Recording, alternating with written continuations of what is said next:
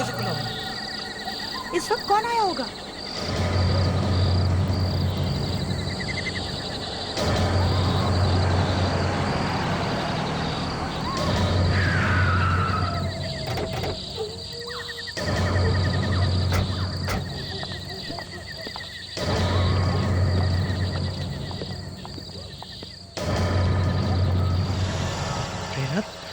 दरवाजा खुला कैसे रह गया? लगता है कोई घुसा है अंदर। शायद कोई चोर अंदर हो सकता है।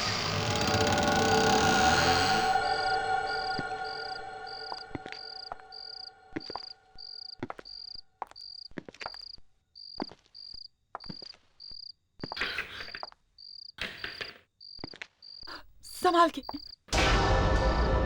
पहले लाइट तो ऑन करो। हाँ।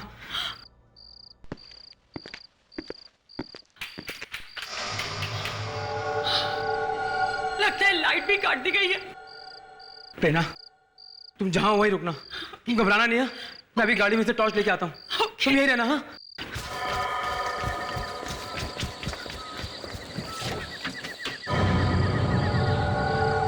कौन है घर में? कौन घुसा है अंदर?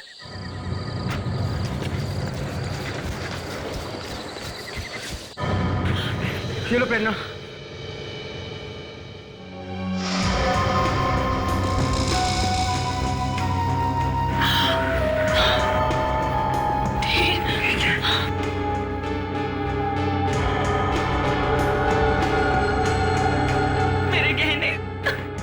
देखो प्रेरणा,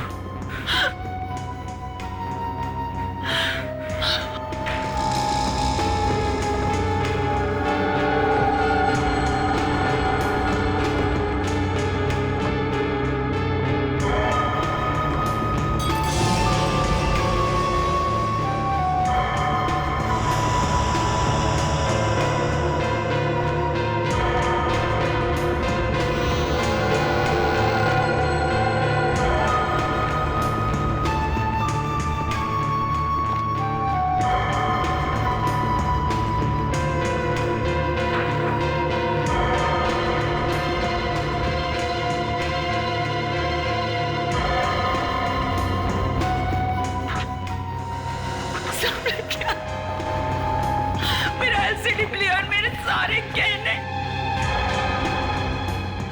सब ले गया।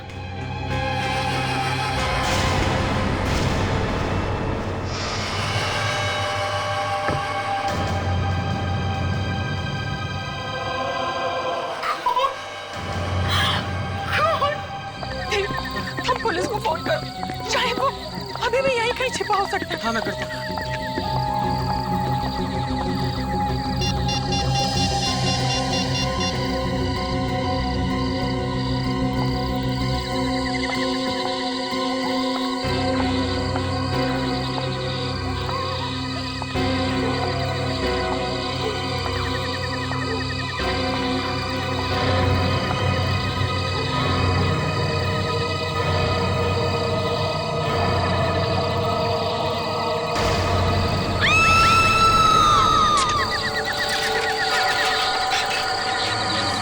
किसी भी तरह आप उस आदमी को पकड़ लीजिए।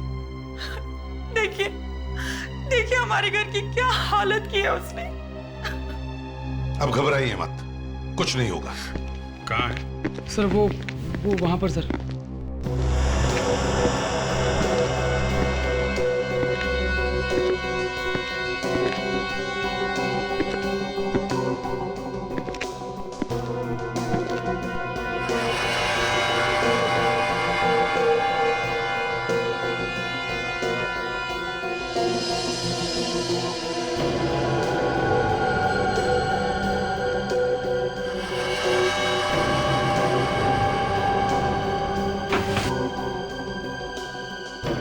पूरे घर में सिर्फ यहीं पे निशान है और कहीं भी नहीं है। हाँ, पर यहीं पे क्यों? कई बार होता है ना, चोरों का कोई टशन होता है, अपना निशान छोड़ के जाते हैं। पर सर ये तो खून के निशान है सर। यही तो बात है, खून का मामला है। चोरी भी हुई है और खून भी, पर लाश नहीं है। घर में कोई और तो नहीं था? नहीं सर, सिर्फ हम लोग ही रहते हैं यहाँ तो। फिर सोच लो, कोई और तो नहीं था। बाद में बहुत सारी बातें बाहर निकल आती हैं। सर और कोई बात क्या निकलेगी सर? सिर्फ हम लोग ही रहते हैं सर। देखो, चोरी भी हुई है और खून भी। और ये चाकू भी तो है। मुझे नहीं मालूम सर ये चाकू कहाँ से आया सर। क्या?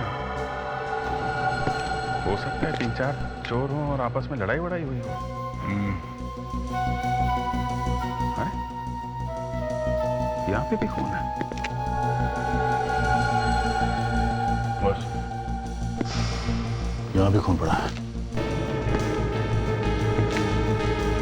हाँ अभिजीत, कुछ मिला? सर यहाँ पे खून की बूंदें हैं। क्या? हाँ, यहाँ थोड़ा ज्यादा खून पड़ा हुआ है। यहाँ तो ज्यादा है। एक तो यहाँ है सर, और अंदर किचन में भी काफी ज्यादा खून पड़ा है। तो ऐसा लगता है किचन में किसी को चाकू लगा है और वहां से खून बहना शुरू हुआ। वहां से भागा होगा और यहाँ पे खड़ा होगा या फिर गिरा होगा यहाँ पे। तो प्रॉब्लम ये है सर, खून यहाँ से आगे बिल्कुल थोड़ा है सर। ये देखिए, ये जबकि खून यहाँ पे ज्यादा होना चाहिए था। और वेरांडा में तो सर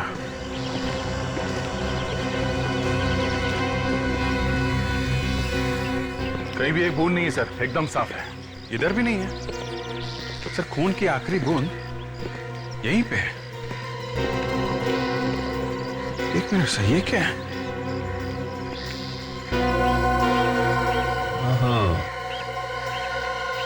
किसी इंसान की खाल लगी हुई है। ओह, तभी मैं सोच रहा हूँ सब उल्टा पुल्टा है सर। यहाँ पे किसी को चोट लगी है। मतलब कोई अंदर जा रहा था जब चोट लगी? शायद। किचन में चाकू नहीं चला है क्या? शायद नहीं। तो सर चाकू पे खून तो लगा हुआ है। सर, चाकू पे खून लगा हुआ है, फिर भी किसी ने किसी को चाकू से नहीं मारा। ये कैसे हो सकता है सर?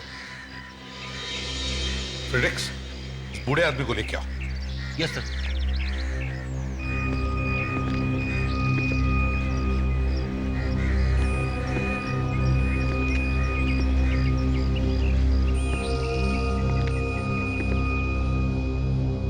बिठाओ इन्हें।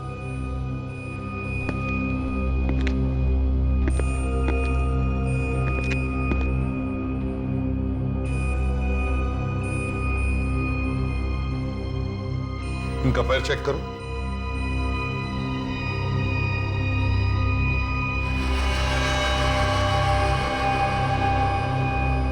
सर, पैर में चोट लगी है। मतलब जब ये घर के अंदर है तब ये कील लगी है। ये बताओ किससे चाकू मारा तुमने? चाकू किसे मारा तुमने? और कौन कौन था तुम्हारे साथ में? हा? अरे अब तो पकड़े गए हो, सच सच बता ही दो। सर, लग तो ऐसा रहा है कि इन्होंने कई दिनों से खाना तक नहीं खाया। ठीक है, ले चलो इसे ब्यूरो में। इसे नहलाओ, धुलाओ, खाना खिलाओ, फिर देखते हैं चक्कर क्या है।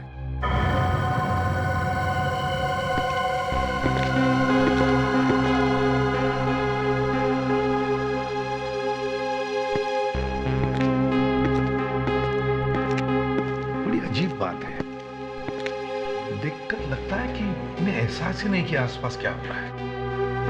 ये सब ड्रामा भी हो सकता है सर। अभी जो ड्रामा तो नहीं लगता है, शायद इन्हें सचमुच एहसास ही नहीं है कि क्या हो रहा है। और वैसे भी कोई गरीब आदमी नहीं लगता है।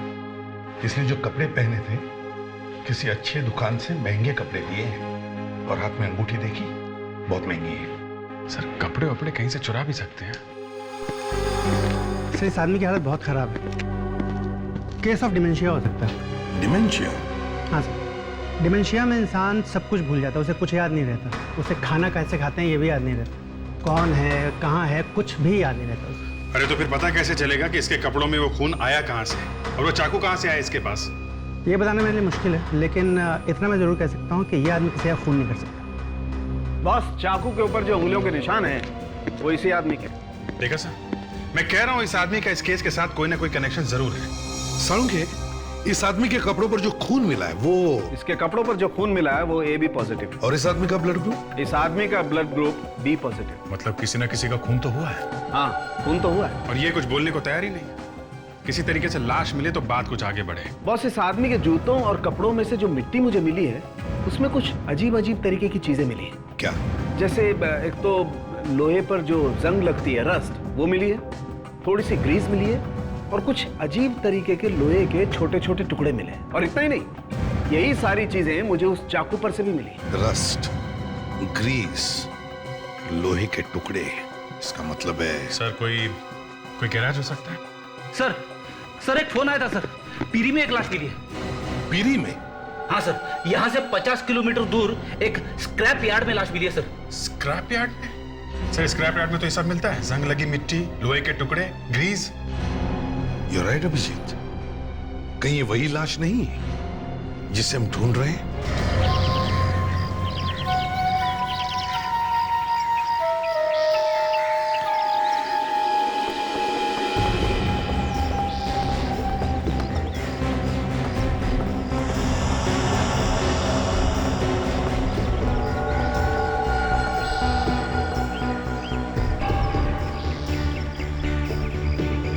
कपड़े देख के तो ऐसा लगता है किसी अच्छे घर की है।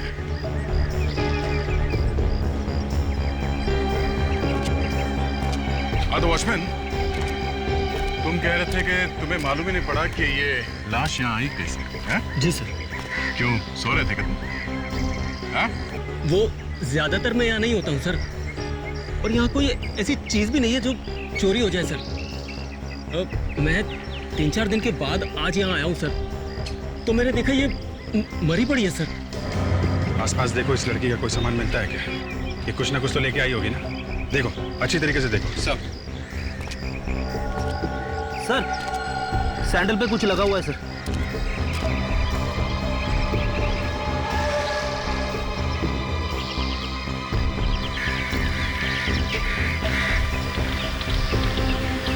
ये तो पेंट है। इस सैंडल पे भी लगा हुआ है। सर दोनों पेंट अलग अलग है सर। इसका मतलब ये लड़की किसी ऐसी जगह गई है जहां जमीन पे पेंट गिरा हुआ था। जी, इस वॉचमैन ने तो देखा ही नहीं इस लड़की को यहाँ पे, ये था ही नहीं यहाँ पे। है? लड़की का गला काटा गया दया, काफी खून बहा होगा, मगर यहाँ आसपास खून की एक बूंद भी नहीं है। ये भी तो हो सकता है बॉस कि खून कहीं और किया गया हो और लाश को यहाँ पे लाके फेंक दिया। बूढ़े आदमी के जूते पे जो मिट्टी हमें मिली है वो मिट्टी बिल्कुल वैसी है जैसी मिट्टी हमें स्क्रैप यार्ड में मिली। मतलब जहां पर लाश मिली है ये मिट्टी बिल्कुल वैसी है। मतलब वो बूढ़ा आदमी था वहां पे जब ये खून हुआ? 24 घंटे पहले तो था, उसके आगे का पता नहीं। अरे सर, अब ये 24 घंटे कहां से घुसेड़ दिए बीच में? अभिजीत, लड़की की मौत 24 घंटे पहले हुई है। अगर बूढ़े आदमी के हाथ में चाकू था और उस चाकू पर लड़की का खून लगा हुआ था तो मतलब साफ है कि यह आदमी 24 घंटे पहले वहां पर था। सर, अब उस बूढ़े आदमी का मुंह खुलवाना बहुत जरूरी हो गया है। सर, उस लाश से कुछ और पता चला? देखो, ये तो सभी ने देखा है कि लड़की के गले पर चाकू से वार किया गया। सर, कोई ऐसी बात पता चली है जिससे हम ये लड़की कौन है ये जान सके? तारिका, दिखाओ जरा वो स्लाइड्स। जी सर। लड़की के कपड़ों का एक बड़ा क्लोजअप। सर ये तो किसी धागे के रेशे लग रहे हैं। जी, रेशे ही है। रेशे जो डस्टर और नकली फूल बनाने के काम आते हैं। नकली फूल, आर्टिफिशियल फ्लावर्स जो घर के डेकोरेशन में काम आते हैं। बिल्कुल बिल्कुल वैसे ही फूल। मगर ये नकली फूल वहां स्क्रैप यार्ड में पहुंचे कैसे? सिर्फ इतना ही नहीं, ये जो अलग रंग दिख रहे हैं ना, ये पोलन सीड्स के धब्बे हैं। मतलब असली फूलों में से निकलता है वो पोलन सीड्स? हाँ, वही फूलों के बीज। और ये ऐसे वैसे फूल नहीं है, एंड्रोइस ब्लू। एंड्रोइस ब्लू? बहुत कीमती होता है सर। ऐसे दिखता है एंड्रोइस ब्लू। तो क्या लड़की की मौत किसी फूलों से भरे बाग के बीच में हुई है क्या? और सर, दोनों तरह के फूल हैं, असली भी और नकली भी। सर, ये भी तो हो सकता है कि खूनी स्क्रैप यार्ड में जाने से पहले किसी फूलों की दुकान में गया हो, किसी फ्लरिस्ट के यहाँ। या तो ये लड़की गई हो फूलों की दुकान में, फ्लोरिस्ट शॉप में फूल खरीदने के लिए, वहीं पे मिलेंगे ये दोनों, असली फूल और नकली फूल भी।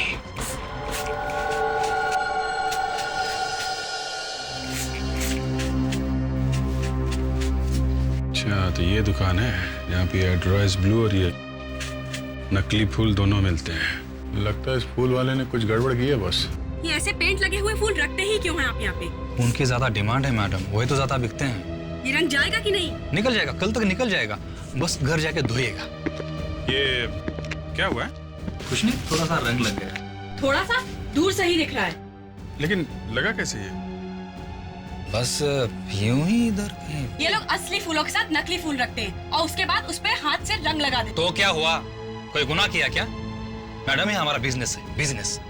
मैं तुम्हारी शॉप पे आज के बाद दोबारा कभी नहीं आऊंगी। देखो हम लोग सीआईडी से। ये फोटो देखो जरा। ये लड़की यहाँ पे आई थी क्या कभी?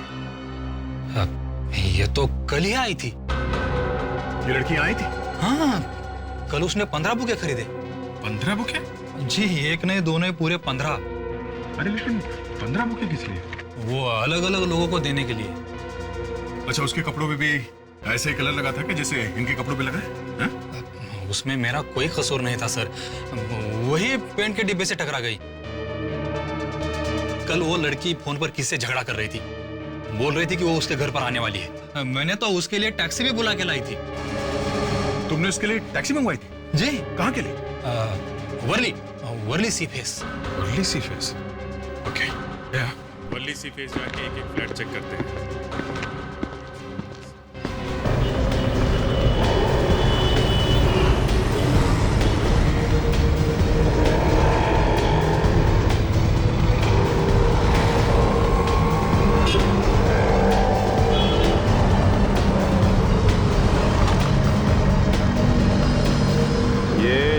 टैक्सी में आई थी।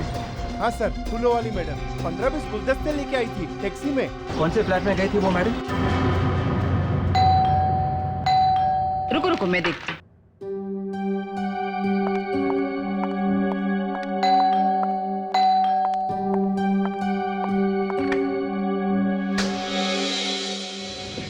देवेन है घर में? हाँ, लेकिन आप? हम लोग सीआईडी से। सीआईडी?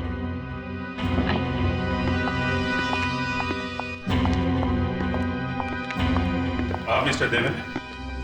जी, मैं ही देवेन हूँ। ये मेरी वाइफ है प्रिया, ये मेरी माँ। आप लोग जरा ये फोटो देखिए। इस लड़की को देखा है पहले कभी? ये तो नंदिता है। नंदिता? हाँ, नंदिता मेरे मैगजीन की एडिटर है। क्या ये नंदिता रात यहाँ करीब 10 बजे आई थी? जी आई थी। देवेन, तुमने मुझे बताया नहीं, नंदिता यहाँ आई थी? आप कहाँ थी जब नंदिता यहाँ पे आई थी? मैं कल किटी पार्टी में गई थी। और आप थी यहाँ पे? मैं शॉपिंग से लौट रही थी। ओह, इसका मतलब जब नंदिता यहाँ पे आई तो आप घर में अकेले थे? जी हाँ, अकेला था। क्यों आई थी नंदिता यहाँ पे? मैंने आपको बताया ना, वो मेरे मैगजीन की एडिटर है, तो नई मैगजीन के लॉन्च की बधाई देने आई थी। उसने मुझे एक बुके दिया। और आपने उसे मार दिया? क्या? अरे नहीं, ये क्या कह रहे हैं आप? हाँ, तुमने उसे मार दिया और फिर उसकी लाश को वहां स्क्रैप यार्ड में जाके फेंक दिया। क्यों? अरे नहीं, मैं ऐसा क्यों करूंगा? वो तो यहाँ सिर्फ 10 मिनट के लिए थी।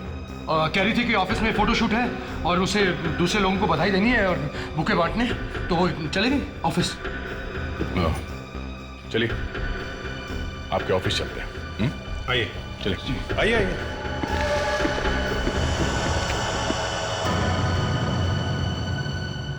विश्वास ही नहीं हो रहा है नंदिता इस दुनिया में नहीं रहे। पता नहीं कैसे हो गया ये सब कुछ। वही तो हम भी ढूंढने की कोशिश कर रहे हैं कि ये सब हुआ कैसे। एक बात बताओ, नंदिता कल ऑफिस आई थी क्या? नहीं सर, शायद कल नंदिता ऑफिस आई नहीं थी। शायद मतलब? सर एक्चुअली कल हम बहुत बिजी थे, हमारी मैगजीन का इंटरनेशनल एडिशन लॉन्च हो रहा है, उसी के चक्कर में लगे हुए थे और किसी को ध्यान ही नहीं रहा। कमाल है, किसी को भी ध्यान नहीं रहा कि नंदिता कल यहाँ पे आई थी या नहीं। अच्छा ये बताओ, नंदिता का ऑफिस में किसी के साथ झगड़ा, किसी के साथ दुश्मनी? एक है सर जिसके साथ कुछ हुआ था। कौन है वो? वंशिका, प्रतीक तुम्हारा दिमाग तो ठिकाने पर है। सर वो एक साथ ऑफिस में काम करते हैं तो छोटे मोटे झगड़े होते ही रहते हैं। और सर उसकी कुछ और ही प्रॉब्लम थी। कैसी प्रॉब्लम? सर उसके बॉयफ्रेंड ने उससे शादी करने से मना कर दिया था और इसी बात में उनके बीच झगड़े भी होते थे। क्या नाम क्या था उसका? सर नाम तो नहीं मालूम, लेकिन वो अक्सर ऑफिस के बाद उससे मिलने जाती थी टैक्सी लेके कुलाबा। कोलाबा में कहाँ? सर वो तो नहीं पता। किसी को तो पता होगा। आप में से किसी को मालूम है कि नंदिता कोलाबा में कहाँ जाती थी? है? सर रूही को पता होगा। अभी रूही कौन है? रूही नंदिता की बहन। काश मैं अपनी बहन को बचा पाती। अगर मुझे पता होता तो मैं शायद उसकी मदद कर पाती और शायद। हमें भी बहुत दुख है आपकी बहन की मौत का। ये लीजिए पानी पीजिए। Thank you. रूही जी, आपके और नंदिता जी के संबंध कैसे थे? अच्छे ही थे। तो आपको उसकी हर बात के बारे में सब कुछ मालूम ही होगा। आप लोग साथ में ही रहते थे ना? सर वो एक्चुअली नंदिता मेरी सगी बहन नहीं थी। ओह, सगी नहीं थी तो मतलब दुश्मन थी? हैं? कोई संबंध नहीं था आपस में आपके? नहीं नहीं, ऐसी बात नहीं है। मैं तो उसे अपनी सगी बहन ही मानती थी, लेकिन वो मुझे नहीं मानती थी। उसके डैडी ने मेरी माँ के साथ दूसरी शादी की। उसने मुझे कभी माफ नहीं किया, ना ही माँ को। क्या आपको मालूम था कि नंदिता का अफेयर एक आदमी के साथ में चल रहा था? उसका एक बॉयफ्रेंड था। बॉयफ्रेंड? हाँ।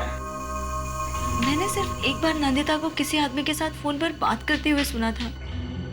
काफी रात हो चुकी थी, शायद वो उसका बॉयफ्रेंड था। और नंदिता अक्सर गुरुवार और शनिवार रात को घर से गायब रहती थी। शायद वो उसी के साथ रहती होगी उस वक्त।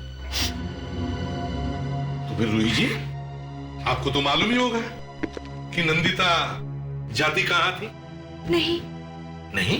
नहीं, सिर्फ एक बार शायद नंदिता को टैक्सी नहीं मिल रही थी, तब उसने करीब रात 11:30 बजे मुझे फोन करके कुलाबा में बुलाया था। एक रेस्टोरेंट था, फ्लोरा इंपेरियल, वहीं बुलाया था उसे पिकअप करने के लिए। उस दिन उसका मूड काफी खराब था और वो अकेली भी थी। शायद उसका उसके बॉयफ्रेंड के साथ झगड़ा हो गया था। ठीक है, अब जा सकती है। विवेक, जरा इन्हें छोड़ा। कोलाबा सर, नंदिता ऑफिस से कोलाबा के लिए टैक्सी मंगवाती थी। फ्लोरा इंपीरियल होटल, चल के देखना चाहिए। इस लड़की को पहचानते हो? हाँ सर, ये यहाँ पे अक्सर आया करती थी। इसका खून हो गया है। हाँ। ये पहले से ही यहाँ टेबल बुक करा लिया करती थी और सर ये ज्यादातर 12 नंबर टेबल पर बैठती थी। Table number 12? अच्छा, ये अकेले आती थी या इसके साथ में कोई और भी आता था? एक आदमी और आता था सर। कौन था वो? कुछ मालूम है उसके बारे में? टेबल नंबर 12 पर ज्यादातर विशाल रहता है। एक सेकंड सर। विशाल। जी सर। सर विशाल। ये फोटो देखो, पहचानते हो इसे? जी सर, पहचानता हूँ। इस लड़की के साथ में जो आदमी आता था उसको भी पहचानते हो? नहीं सर। अच्छा, ये पैसे कैसे देते थे? कैश से या क्रेडिट कार्ड से? हाँ सर, कैश से। अच्छा, इस आदमी के बारे में कुछ और बता सकते हो आप लोग? हाँ सर, 1-2 बार उसने हमारा कार्ड भरा था, ये जानने के लिए कि सर हमारे होटल की सर्विसेज कैसी हैं। कार्ड दिखा सकते हो? हाँ जी सर। ज्यादातर लोग एड्रेस और टेलीफोन नंबर लिखते हैं उस पर। भागते चोर की लंगोटी सही। सर ये रहा। माय गॉड, ये नहीं, तुम ऐसे नहीं मानो।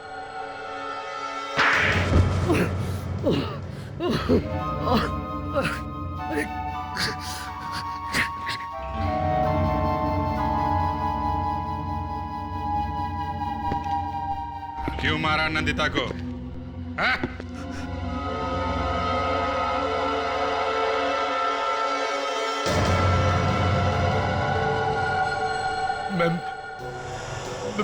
मैं मानता हूँ कि मेरा नंदिता के साथ अफेयर चल रहा था। तो वो कहने लगी कि मेरे साथ शादी कर लो, और शादी तुम कर नहीं सकते थे क्योंकि तुम्हारी एक वाइफ घर पे बैठी है।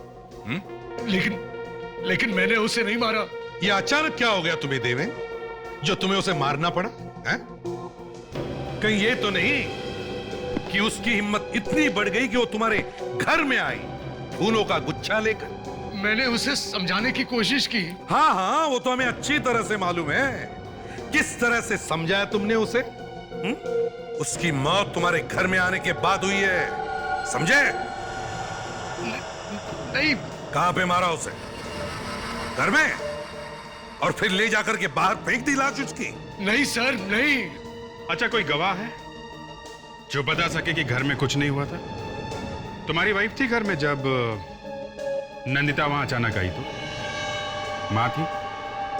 नहीं। कोई भी नहीं था घर में। अच्छा मौका था नंदिता का खून करने का। लेकिन मैंने उसका खून नहीं किया।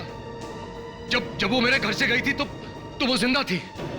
और तो और मुझे धमकी देकर गई कि दुनिया के सामने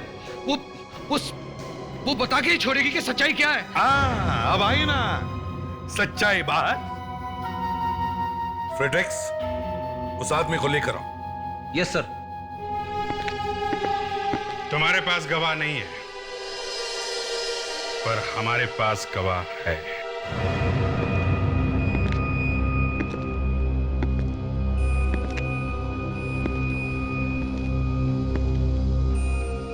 इस आदमी ने देखा है खून होते हुए। मगर खून तो। फ्रेडरिक्स, इनका चेहरा दिखाओ।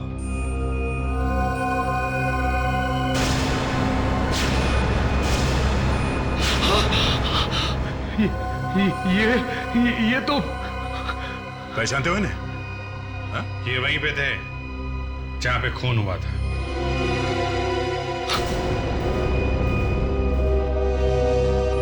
इतना डर लग गया कि मुंह ही घुमा दिया। ये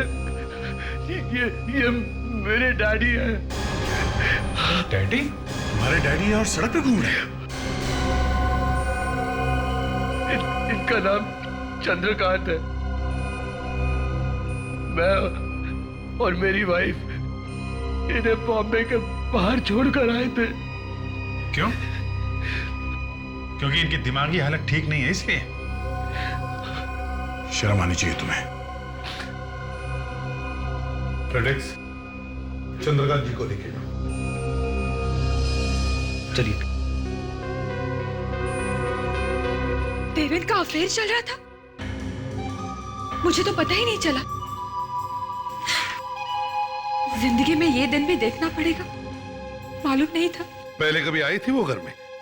वैसे तो किसी न किसी बहाने से आती ही रहती थी, पर अफेयर होगा ये तो।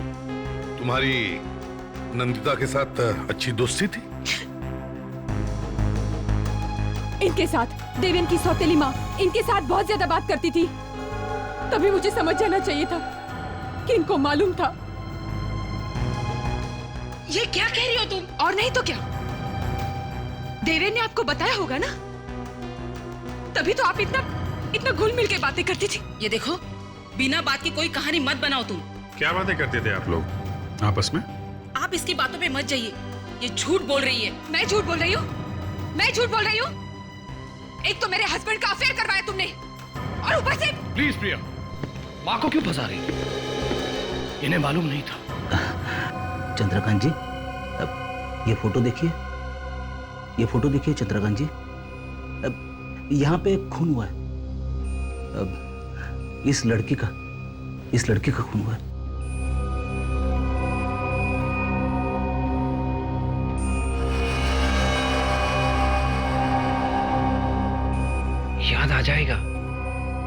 याद आ जाएगा, डोंट वरी।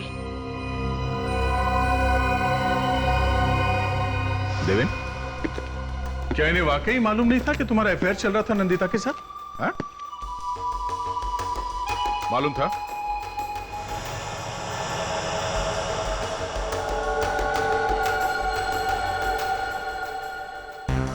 मालूम था या नहीं? हाँ? थोड़ा देखा, इन दोनों ने ही मिलके कुछ किया है। हाँ, इन दोनों ने ही मिलके कुछ किया है। पहले तो अपने बाप को ही घर से बाहर निकाल दिया। लेकिन मुझे तो इन दोनों ने बोला था कि उन्हें हॉस्पिटल में रखा है। और तुमने मान लिया? शर्म नहीं आई तुम्हें? पति रास्ते पर ठोकरे खा रहा था और तुम लोग घर में बैठकर गुच्छर्रे उड़ा रहे थे। पैसों के लिए दूसरी शादी की है इन्होंने सर, और ये खून ये भी पैसों के लिए हुआ है। नहीं, ऐसी बात नहीं है। ऐसा ही है। नंदिता ने इससे कहा होगा मुझसे शादी कर लो, हाँ? पर ये प्रिया को छोड़ नहीं सकते थे क्योंकि घर में सारे पैसे प्रिया लेके आती थी। तो माँ और बेटे ने सोचा नंदिता को रास्ते से हटा देते हैं, न रहेगा बास न बजेगी बांसुरी। क्यों? मगर इन्होंने ये नहीं सोचा कि जिसे इन्होंने घर से बाहर निकाला उसी ने इन्हें खून करते हुए देख लिया।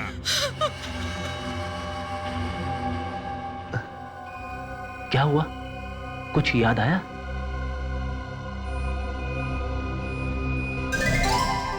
क्या हुआ सर? पता चल गया सर। बता दिया सर, बता दिया। क्या बता दिया? सर, चंद्रकांत जी ने मेरे कान में बताया सर। सर, आप लोग प्लीज यहां आइए ना सर।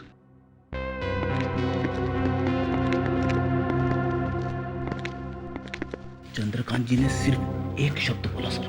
क्या? क्या बोला? बेल। बेल? हाँ सर, घंटी।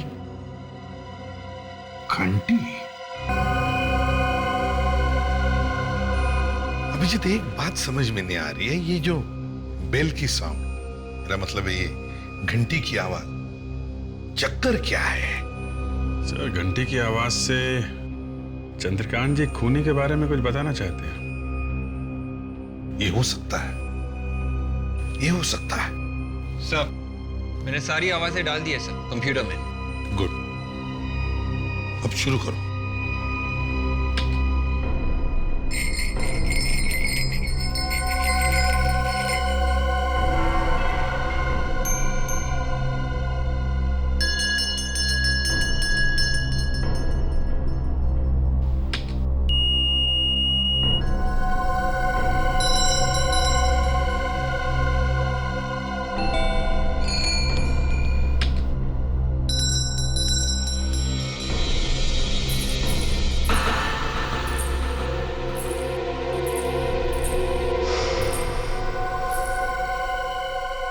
विवेक, रुको।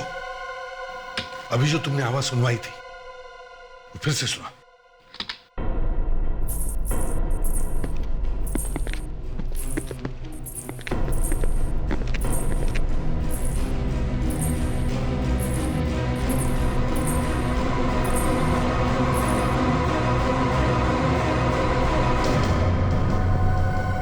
तो इस आवाज के साथ खूनी का कनेक्शन है सर। हाँ, ये बात सही है अभिजीत, मगर आवाज सुनते ही चंद्रकांत जी इधर उधर क्या देख रहे थे? किसे ढूंढ रहे थे? शायद खूनी को। एक काम करो, नंदिता की लाश हमें स्क्रैप यार्ड में मिली है, वहीं पे पता चल जाएगा इस आवाज के पीछे राज क्या है। ये हील का टुकड़ा हमें यहाँ मिला है, यहाँ पे। ये उसके सैंडल में से तभी टूटा होगा जब वो अपनी जान बचाने के लिए भाग रही थी, मगर वो ज्यादा दूर तक भाग नहीं सकी और यहाँ पर खूनी ने उसका गला काट दिया। सर, अगर ये लड़की यहाँ पे गिरी है और उसका इतना सारा खून बहा है, तो फिर वो यहाँ से वहां तक चल के गई कैसे होगी जहाँ पे उसकी लाश मिली? मरने के बाद फिर से जिंदा हो गई? इसका मतलब है फ्रेडी वो जिंदा थी। मौत सामने खड़ी हो तो न जाने कहां से ताकत आई जाती है। चक्कर ये है कि ये नंदिता यहाँ आई क्यों? किसी ने बुलाया होगा उसको यहाँ मिलने के लिए।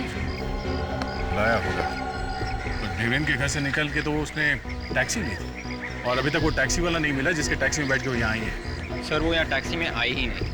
क्या मतलब? फिर कैसे है? किसी की गाड़ी में बैठ के आई है सर। मतलब देवेन के घर से निकली जब वो फूलों का गुच्छा लेके, तो किसी और से भी मिली?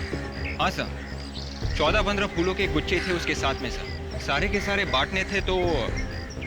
सर, जहां तक मुझे याद है, देवेन बोल रहा था कि नंदिता ने जाते जाते ये कहा था कि वो ऑफिस जा रही है। ऑफिस? वेरी गुड फ्रेडी, कभी कभी तुम्हें सही टाइम पे याद आता है। चलो ऑफिस चलते हैं। वही जो होता आया है आखिर हो ही गया। क्या हो गया? वो जो होता है खूनी। खूनी? हाँ खूनी। खूनी यहीं पर है। हाँ यहीं पर तुम में से ही कोई है। अब झूठ ज्यादा देर तक टिक नहीं सकेगा। हाँ? नंदिता उस दिन यहाँ ऑफिस में किसी आदमी को फूलों का गुच्छा देने आई थी। कौन है वो आदमी, सामने आ जाए। जिस किसी को भी उसने फूलों का गुच्छा दिया सामने आ जाए। हाँ? अब आप सब लोग एक एक करके कैबिन में आ जाए। किस लिए? अंदर हमारा एक आदमी बैठा और वो खूनी को जानता है। जैसे ही वो खूनी को देख लेगा उसे तुरंत पहचान लेगा। समझे? तो अब ज्यादा वक्त बर्बाद मत करो। जिसने भी नंदिता से फूलों का गुच्छा लिया है वो या तो सामने आ जाए या फिर एक एक करके अंदर चलो। आइए।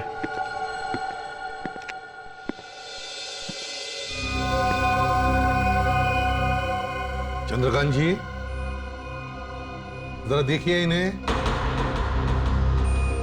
क्या पहचानते हैं इन्हें?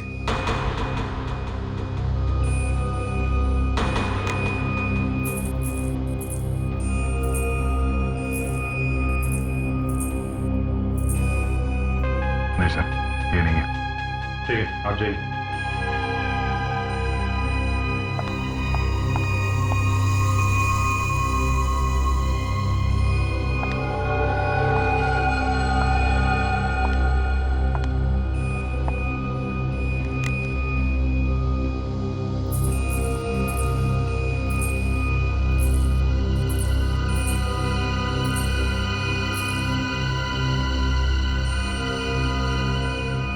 मैं जाऊं? जी नहीं, बाहर रुकिए। देवेंद्र जी आप चलिए। मैं? हाँ आप चलिए।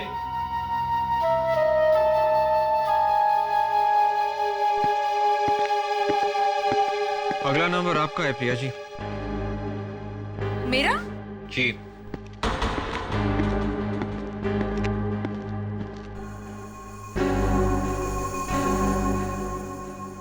प्रिया जी को अंदर भेज दो। Yes sir. चलिए।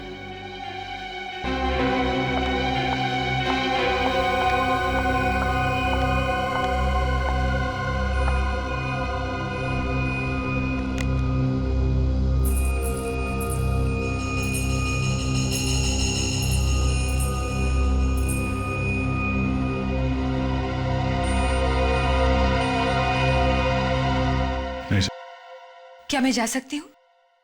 जी।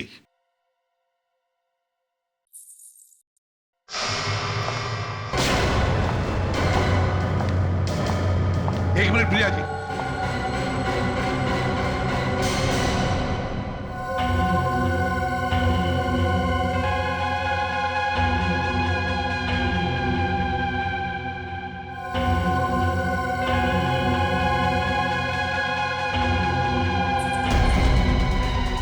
पापा ये क्या कर रहे हैं आप?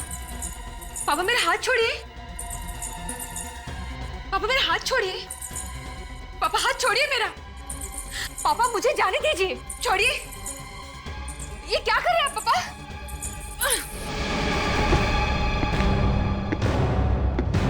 तो वो तुम ही हो। प्रिया, क्या हुआ?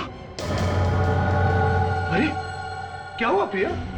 कुछ नहीं, वही हुआ जो हमेशा होता आया है। खूनी पकड़ा गया है। सॉरी, पकड़ी गई है।